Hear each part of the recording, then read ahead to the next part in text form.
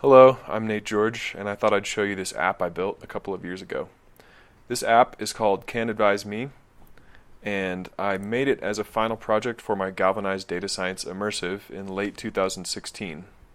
The idea with this app is to take the thousands upon thousands of reviews on different cannabis, marijuana strains on leafly.com and use that information to make recommendations for new strains for people to try. And part of the reason for this is that a lot of dispensaries out there are getting larger and larger, and some of them have hundreds or even thousands of different strains in the store. So with this, we can pick a few different words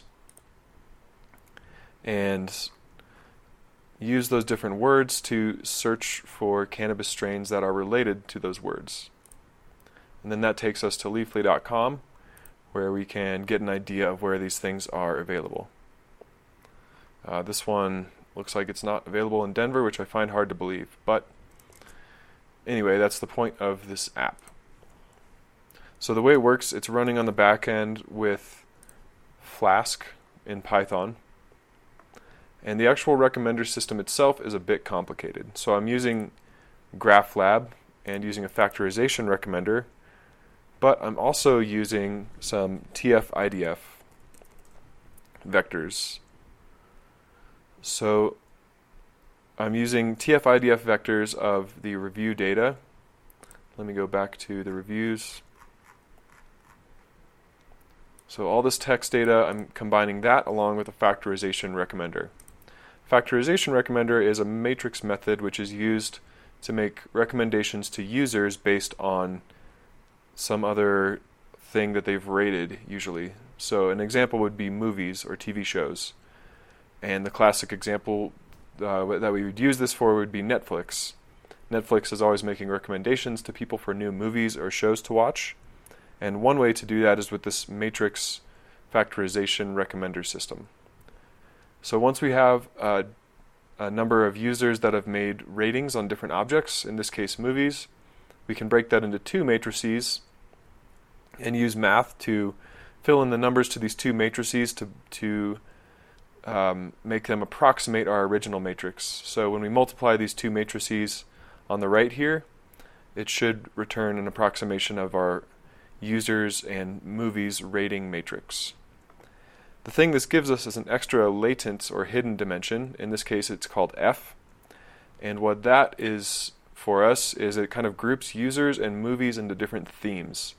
So for the movies, it might group them into action, comedy, romance, things like that. For users, they might group into groups of people who tend to like similar movies. So I use these different latent groups of the cannabis strains, and then I take those groups and look at the average TF-IDF vectors of the reviews for those different strains in the groups. Based on that, I match up these different words that are in our bag here with the TF-IDF vectors of the different groups and pick some of the top rated strains in those groups. And that's kind of how this recommender system works. Another thing I did with this is, since it's extremely easy to do it with GraphLab, I wrote a personalized recommender, or I created a personalized recommender for different users. So when you visit this user recommendations page, it automatically fills in one of the top reviewers. Some of these people have reviewed hundreds of times. So using these usernames, it'll give us some of these different strains that are the top recommendations for that user. And you can even put in another username if you wanted to, but they have to have at least 2 reviews. And I think the last time I scraped this data was a couple of years ago, so it's not that up to date. So speaking of scraping the data, I wrote over 1,000 lines of code to actually scrape the Leafly website. So almost 1,200 lines in here. And the reason it was such a long piece of code to scrape this website is because, for one, there's a lot of JavaScript on their website. So for example, this page with all the different cannabis strains listed alphabetically, the strain cards don't load right off the bat. You saw that there's a short delay, and that has to do with JavaScript callbacks and asynchronous code. We also have to keep clicking load more until we reach the bottom of this list, which is kind of hilarious. I don't know who would actually do this in real life, other than a robot that someone wrote to scrape this. So anyway, to get all the different strains A to Z, we have to click load more, I think over 100 times. Anyway, my web scraper handles all this using the Selenium web testing and web automation tool. So it's able to click these different buttons, wait for things to load, etc. And once I have the list of strains, then we go in and actually collect all the different reviews. And this is where I start to use requests, because it's much easier to parallelize requests for web scraping than it is to parallelize Selenium. Selenium is actually creating an instance of a web browser, so you can use Chrome, Firefox, or even Phantom.js, which is a headless browser. I think I used Phantom.js, but I used Firefox for actually debugging it.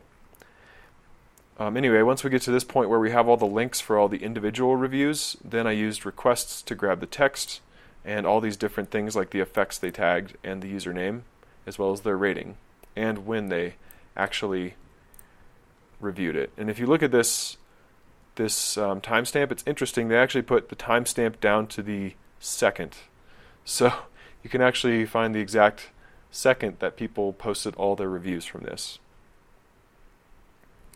So scraped all that data. Another set of data I scraped was Analytical 360. And this is a pretty neat website because they post test results on all these different strains from companies, I think in Washington.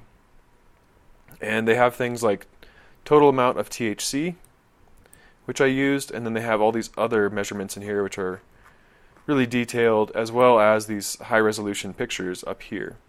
So I scraped all that stuff, and another thing I did with that data combined with the Leafly data was to cluster the different strains, and I just did this based on the TF-IDF text vectors. So I clustered them based on the words in the reviews, and then I reduced the dimensions with PCA so we could actually plot them in 3D more easily. And this is Plotly used to plot the data, which is why it's easily interactive. So we can see these three groups. This small green group is actually high CBD strains, which tend to have the words pain, anxiety in them a lot. This blue one, I believe, is for sleep. And I don't remember what the orange one had top words for, possibly energy and anxiety. In any case, from the THC measurements on Analytical 360, we can see the high CBD strains have lower THC on average. The strains for sleep tend to have these high THC amounts. And then this other cluster, which I think maybe had to do with anxiety and focus and energy, has kind of a medium THC level. All right, I think that's pretty much all of the app that I wrote. The code is all up on GitHub under canna-recommend. So I've got all the code in there. I've got a lot of notes on how to actually run it.